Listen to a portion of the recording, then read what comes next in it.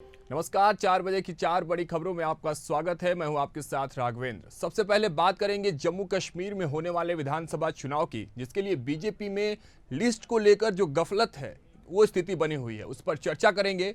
दूसरी खबर की बात करेंगे जो कि कोलकाता रेप और मर्डर मामले को लेकर है, जहां आरोपी ने पॉलीग्राफी टेस्ट में अपना जुर्म कबूल कर लिया है। तीसरी खबर पड़ोसी मुल्क की आपको बताएंगे, पाकिस्तान की, जहां के बलूचिस्तान में आतंकियों ने 39 लोगों की हत्या कर दी है।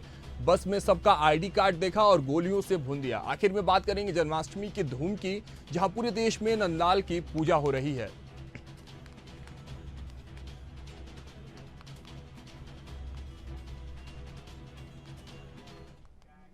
रुक करते हैं पहली खबर का, जो जम्मू कश्मीर से है। जम्मू कश्मीर में 10 साल बाद हो रहे विधानसभा चुनाव के लिए बीजेपी ने सोमवार को कैंडिडेट्स की 3 लिस्ट जारी की। पहली लिस्ट सुबह 10 बजे आई। इसमें 3 फेज के 44 कैंडिडेट्स के नाम थे, लेकिन इसे थोड़ी ही देर में डिलीट कर दिया गया। इस लिस्ट के आते ही जम्मू बीजेपी दफ्तर में कार्यकर्ताओं का प्रदर्शन शुरू हो गया था। प्रदेश बीजेपी अध्यक्ष रविंद्र रैना अपने केबिन में चले गए और दरवाजा भी बंद कर लिया। बात हाईकमान तक पहुंची। पहली लिस्ट जारी होने के 2 घंटे बाद 12 बजे एक और लिस्ट आती है। इसमें सिर्फ फर्स्ट फेज के 15 कैंडिडेट्स के नाम थे। रविंद्र रैना ने कहा, अभी फोकस 18 सितंबर को होने वाली फर्स्ट फेज की वोटिंग पर है। मैं हर कार्यकर्ता से पर्सनली बात करूंगा। इसके बाद 2:45 पर एक और लिस्ट आई। इसमें सिर्फ एक नाम था। कोंकरनाग से चौधरी रोशन हुसैन के नाम की घोषणा की गई थी। आपको बता दें कि जम्मू कश्मीर की 90 सीटों के लिए 18 सितंबर से 1 अक्टूबर के बीच 3 चरणों में मतदान होंगे। नतीजे 4 अक्टूबर 2024 को आएंगे। जीत के लिए बहुमत का आंकड़ा 46 है। तो ये खबर हम आपको जम्मू कश्मीर से बता रहे हैं, जहां भारतीय जनता पार्टी की जो पेच है विधानसभा चुनाव से पहले वो फंसते नजर आ रही है। हालांकि जैसे लिस्टिंग की बात हम आपको बता रहे हैं, 5 घंटे में 3 लिस्ट, कहीं ना कहीं एक बड़ा सवाल भारतीय जनता पार्टी के पूरी विधि व्यवस्था पर कहीं ना कहीं सवाल उठते नजर आ रहा है। इस पर तमाम जानकारियों के साथ पॉलिटिकल एडिटर हमारे साथ ब्रजेश जैन जुड़ चुके हैं न्यूज रूम से।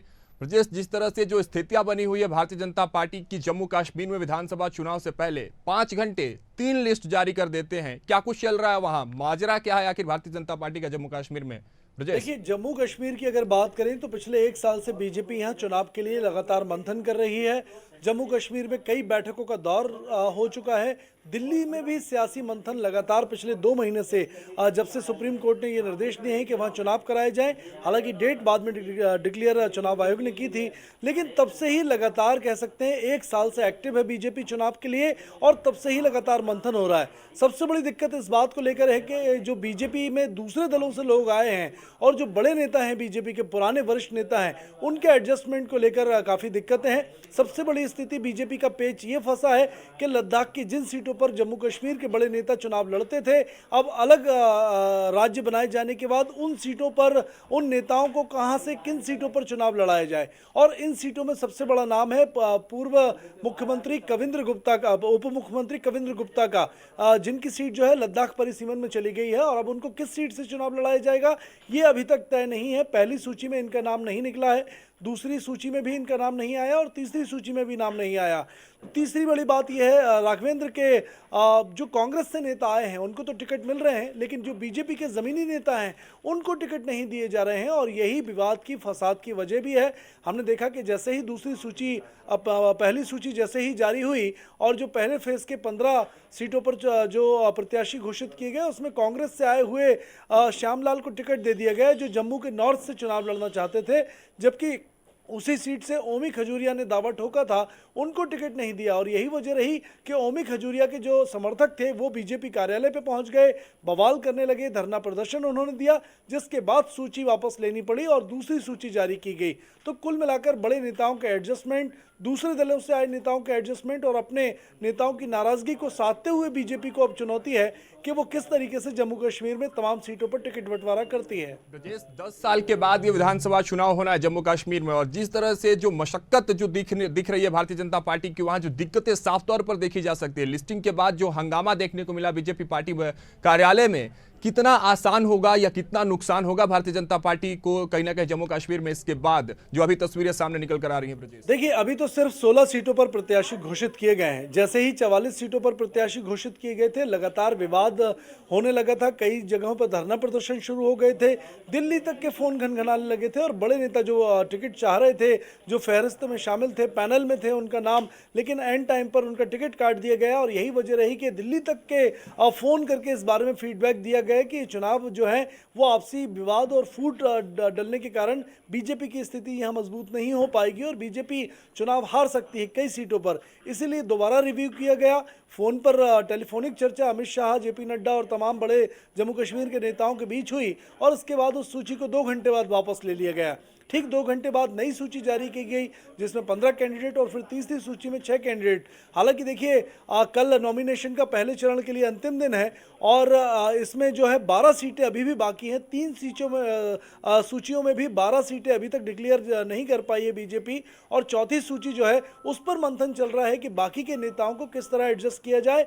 आज देर रात तक जो है, चूंकि कल लास्ट डेट है तो आज देर रात तक चौथी सूची भी जारी करेगी। लेकिन सबसे बड़ी चुनौती यही है कि फर्स्ट फेज के लिए जो तमाम 28 सीटें हैं उनमें किस तरह टिकट का निर्धारण होगा, टिकटों का बंटवारा होगा और नेताओं को किस तरह आपसी कोऑर्डिनेशन के जरिए बीजेपी साध पाती है। चलिए ब्रजेश, सूचियों का आना लगातार जारी रहेगा। जैसे ब्रजेश भी बता रहे हैं, कल आखिरी दिन है तो रात तक एक और सूची आएगी, लेकिन कार्यकर्ताओं के बीच हंगामा भी जारी है। इस बीच भारतीय जनता पार्टी के लिए बड़ी चुनौती सामने नजर आएगी। बहुत बहुत धन्यवाद ब्रजेश आपका तमाम जानकारियों के लिए। तो ये खबर हम आपको जम्मू कश्मीर से बता रहे थे, जहां 10 साल बाद जब विधानसभा चुनाव होने हैं, इसी बीच भारतीय जनता पार्टी की जो चिंता की रेखा है वो कहीं ना कहीं जो लकीर है वो बढ़ते नजर आ रही है। पार्टी दफ्तर में कहीं ना कहीं कार्यकर्ता हंगामा करते नजर आ रहे हैं अपने नेताओं के लिए जिनका नाम लिस्ट में नहीं है। लेकिन इसके बीच भारतीय जनता पार्टी को ये सारी जो रंजिशें हैं उसको साफ तौर पर ये अटकलों को मिटाकर विधानसभा चुनाव के लिए तैयार होना पड़ेगा। और कितना आसान होगा, कितना नुकसान, ये तो आने वाले दिन ही बताएंगे।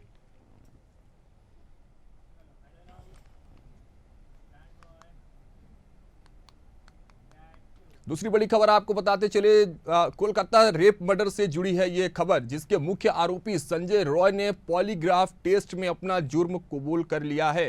जी हां, लगातार हम आपको खबरें बता रहे हैं कि उससे जुड़े 7 लोगों की पॉलीग्राफ टेस्ट हो रही है और जारी है, जिसके बाद पॉलीग्राफ टेस्ट में जो उसके मुख्य आरोपी संजय रॉय हैं उसने अपना जो जुर्म है वो कबूल कर लिया है। संजय ने कहा कि उसने रेप के बाद ट्रेनिंग डॉक्टर का मर्डर किया था। घटना को अंजाम देने से पहले वो रेड लाइट एरिया गया था, रास्ते में भी एक लड़की को छेड़ा और गर्लफ्रेंड से न्यूड तस्वीरें मांगी थी। रिपोर्ट के मुताबिक संजय ने एक दिन पहले 25 अगस्त को पॉलीग्राफ टेस्ट में ये सारी बातें कही है। पुलिस कस्टडी में भी संजय ने रेप और मर्डर की बात स्वीकार की थी। संजय का ये कबूलनामा मर्डर और रेप के 18 दिन बाद आया है। 8 और 9 अगस्त की रात आरजी कर मेडिकल कॉलेज में ट्रेनी डॉक्टर का रेप और मर्डर हुआ था।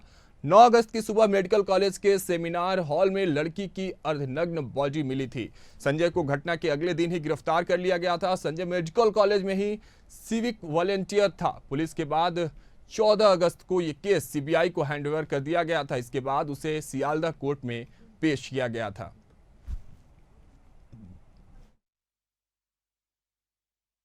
कोलकाता रेप मर्डर से जुड़ी ये सबसे बड़ी अपडेट है इस वक्त की आपको बता रहे हैं। जो आरोपी संजय रॉय जो इस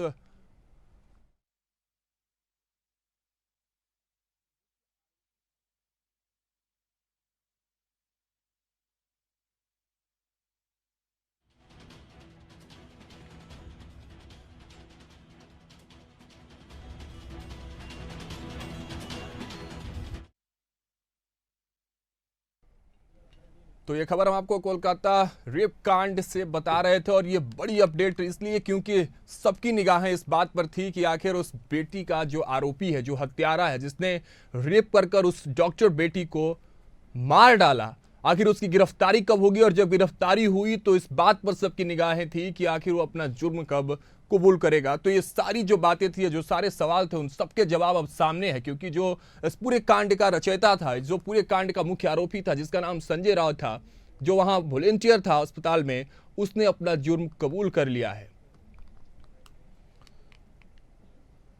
तो इस पर तमाम जानकारियों के साथ हमारे साथ रेजिडेंट एडिटर अनंत विश्वकर्मा हमारे साथ जुड़ चुके हैं। उनके पास चलते हैं और सीधे उनसे ही ताज़ा अपडेट लेते हैं कि आखिर क्या कुछ पूरा ये मामला रहा, क्योंकि जिस तरह से अनंत, संजय रॉय ने अपना जुर्म कबूल कर लिया है और पॉलीग्राफी टेस्ट में उसने सब कुछ मान लिया है कि हाँ सर्वे सर्वा मैं ही था, मैंने सब कुछ किया और इस सबके आधार जो है वो मुझसे ही जुड़े हुए। क्या कुछ अपडेट और क्या कुछ जानकारी इस पर अनंत? देखिए बिल्कुल बड़ी खबर है। हालांकि संजय ने इस बात को पहले ही कबूल कर लिया था जब से गिरफ्तारी हुई थी, लेकिन अब पॉलीग्राफी जो टेस्ट है उसके जुर्म जो उसने कबूला है उससे पूरी मुहर लग गई है कि यही मुख्य आरोपी है। इससे काफी आसानी होगी जो है पेश करना। मैं आपको बताता हूँ तीन जो पॉलीग्राफ जो टेस्ट के 3 घंटे चले थे उसके 3 बड़ी बातें मैं आपको बताता हूँ। सीबीआई सेंट्रल फॉरेंसिक टीम के मेंबर्स ने रविवार को 3 घंटे तक संजय का पॉलीग्राफी टेस्ट किया था। संजय ने कबूला था कि उसी ने ट्रेनी डॉक्टर का रेप करने के बाद उसकी हत्या कर दी थी। दूसरी बात है, संजय ने पॉलीग्राफी टेस्ट के दौरान सीबीआई को बताया था कि उसने 8 अगस्त को अपने एक दोस्त के साथ शराब पी थी। इसके बाद वो रेड लाइट एरिया गया, रास्ते में उसने एक लड़की को मॉलेस्ट किया। इसके बाद संजय ने देर रात अपनी गर्लफ्रेंड से वीडियो कॉल पर न्यू तस्वीरें उससे मांगी है। वहीं तीसरी बात बताऊं, संजय ने बताया कि सुबह करीब 4 बजे संजय हॉस्पिटल के सेमिनार हॉल पहुंचा था जहां ट्रेनी डॉक्टर के रेप और के बाद वो सुबह अपने दोस्त के घर गया। उसका दोस्त कोलकाता पुलिस में ऑफिसर था। तो कुल मिलाकर जो पॉलीग्राफी टेस्ट हुआ है उससे 3 बड़ी बातें निकलकर सामने आई हैं। अब इससे साफ हो गया है कि संजय जो रॉय है यही मुख्य ये आरोपी है और इसी ने पूरी घटना, पूरी वारदात को अंजाम दिया था। संजय के साथ कुछ और लोग थे, 6 लोग जिनका पॉलीग्राफी टेस्ट चल रहा था अनंत, तो उनके जब रिजल्ट आए, उनके जब टेस्ट के जब रिजल्ट आए हैं तो उनमें क्या कुछ पाया गया? क्योंकि ये अकेले संजय रॉय इस जुर्म में अकेले था, इसके आधार थे, सूत्रधार यही था, या बाकी और भी जो लोग थे जिनके पॉलीग्राफी टेस्ट चल रही थी उनके रिजल्ट क्या कुछ कह रहे हैं अनंत?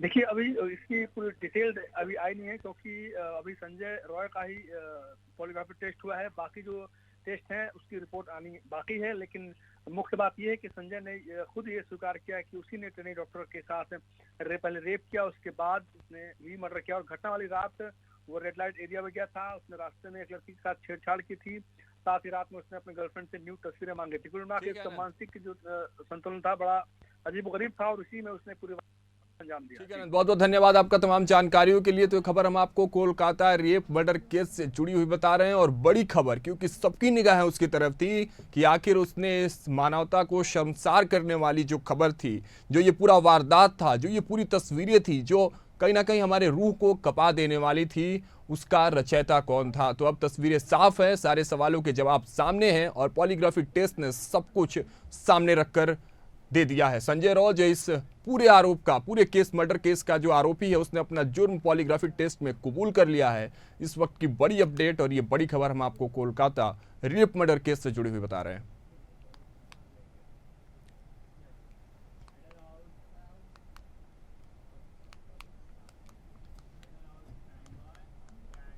तो चलिए अब तीसरी बड़ी खबर आपको बताते चले। पाकिस्तान में रविवार रात अज्ञात बंदूकधारियों के हमले में मरने वालों की संख्या 39 हो गई है। हमलावरों ने पहले बलूचिस्तान के मुसाकिल जिले में एक हाईवे को ब्लॉक कर दिया था। हमलावरों ने लोगों के आईडी कार्ड चेक करने के नाम पर 23 लोगों की एक एक करके गोली मारकर हत्या कर दी थी।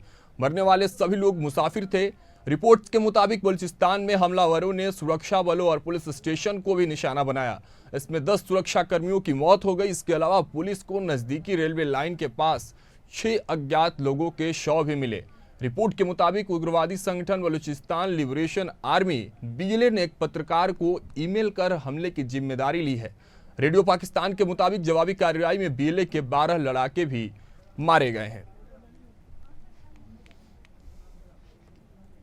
तो ये खबर हम आपको पाकिस्तान से बता रहे हैं, जहां पाकिस्तान में 39 लोगों को गोलियों से भूनकर बीएलए के लोग, जो आतंकवादी जो संगठन है उससे जुड़े जो लोग हैं, उन्होंने 39 लोगों की हत्या कर दी है। सभी मरने वाले मुसाफिर बताए जा रहे हैं। उस सबकी आईडी चेक की जाती है, उसके बाद एक एक करके सभी को गोलियों से भून दिया जाता है।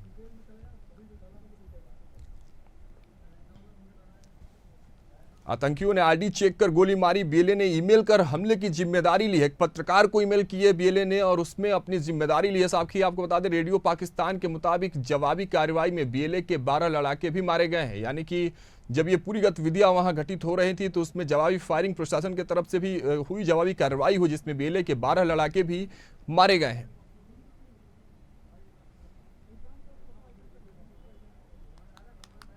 बलूचिस्तान से हम आपको एक खबर बता रहे हैं और तस्वीरें आप देखिए कि इस घटना के बाद किस तरह से जो सड़कों पर लोग हैं वो नजर आए और कहीं ना कहीं पूरा जो माहौल है आसपास में वो दहशत से पूर्ण नजर आया। पहले आईडी कार्ड चेक करने के नाम पर 23 लोगों के एक करके गोली मारकर हत्या कर दी, लेकिन देर रात के बाद जब आज मरने वालों की संख्या जब गिनी गई तो वो कहीं ना कहीं 23 से 39 नजर आई।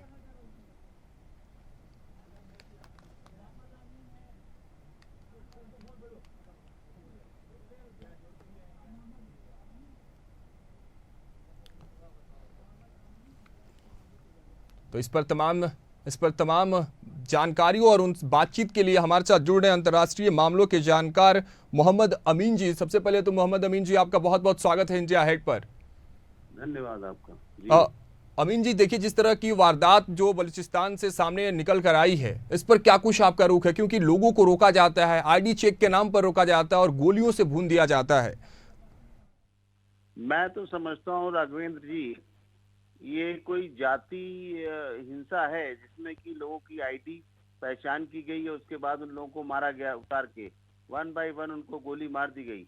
और ये जैसे आप बता रहे हैं ये रविवार देर रात की घटना है और इसमें 39 लोगों की हत्या की गई, जिसमें कि बलूचिस्तान हमलों में पाकिस्तान और ईरान के बीच जो रेलवे लाइन है उसको भी निशाना बनाया गया, उसके बाहर भी 6 लोगों की हत्या कर दी गई। तो मैं ये मामला देखता हूँ कि मूसा खेल हाईवे के ब्लॉक कर दिया गया और आईडी को चेक करने के नाम पर उन 23 लोगों को मारा गया, जबकि 6 लाइन पर जो रेलवे लाइन पे 6 लोग मारे हुए मिले और पुलिस के स्टेशन पे भी इन लोगों ने अपना ट्राई किया। तो मैं समझता हूँ कि 10 लोग मारे गए सुरक्षाकर्मी, इन्हीं बीच इन दोनों की बीएलए की और वहाँ के पाकिस्तान पुलिस वालों की झड़प हुई है, जिसके तहत की बीएलए के 12 लड़ाके भी मारे गए हैं और ये भी सुनने को मिला है कि गाड़ियों को भी आग लगा दी गई है। तो मैं समझता हूं कि इससे पूर्व में भी पहले ईरान ने यहाँ पर इन लड़ाकों को हमला किया था और उन पे अटैक करके मारा था, याद होगा आपको, कुछ दिन पहले की बात है, जिसके पीछे की तनाव हो गया था पाकिस्तान और ईरान के बीच।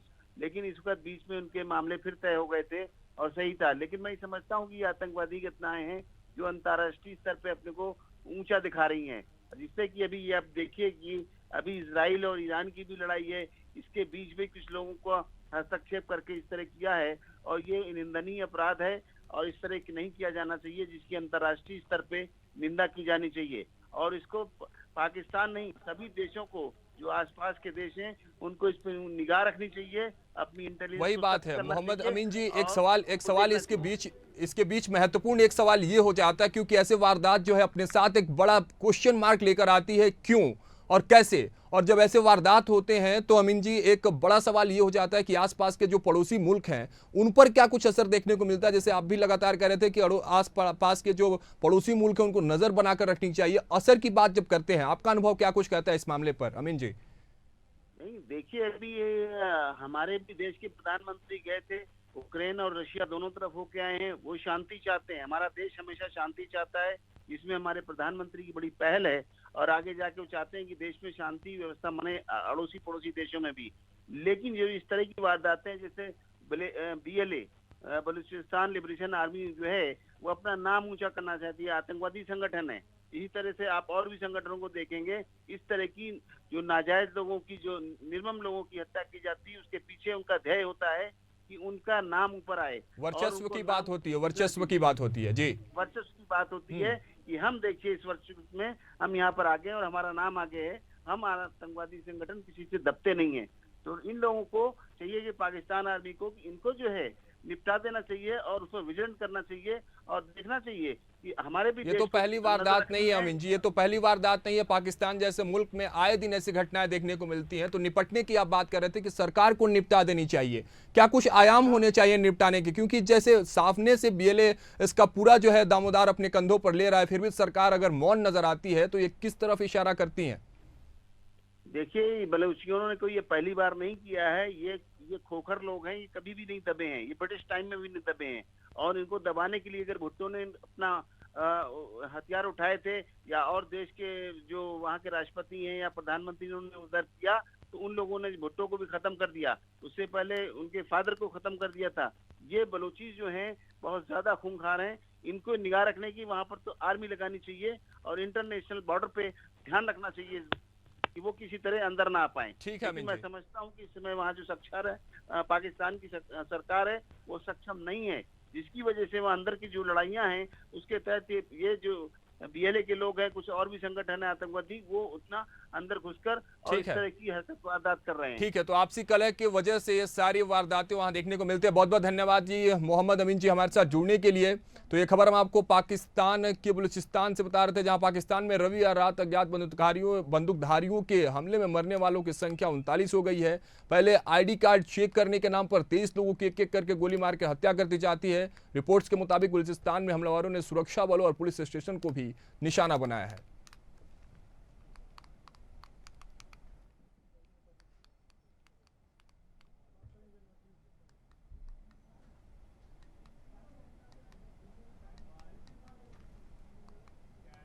अब बात करेंगे जन्माष्टमी की, जहां पूरे देश में जन्माष्टमी की धूम है। राजधानी भोपाल की बात करें तो यहां भी कृष्ण मंदिरों में भक्त सुबह से ही उमड़ रहे हैं। कृष्णा मंदिर में भक्त अपने लड्डू गोपाल को निहारने और पूजा पाठ करने आ रहे हैं। मनमोहन और यशोदा के लाल को भक्त अपने अपने तरीके से पूज रहे हैं। माताएं अपने बच्चों को कृष्ण रूप में संवार कर मंदिर पहुंच रहे हैं।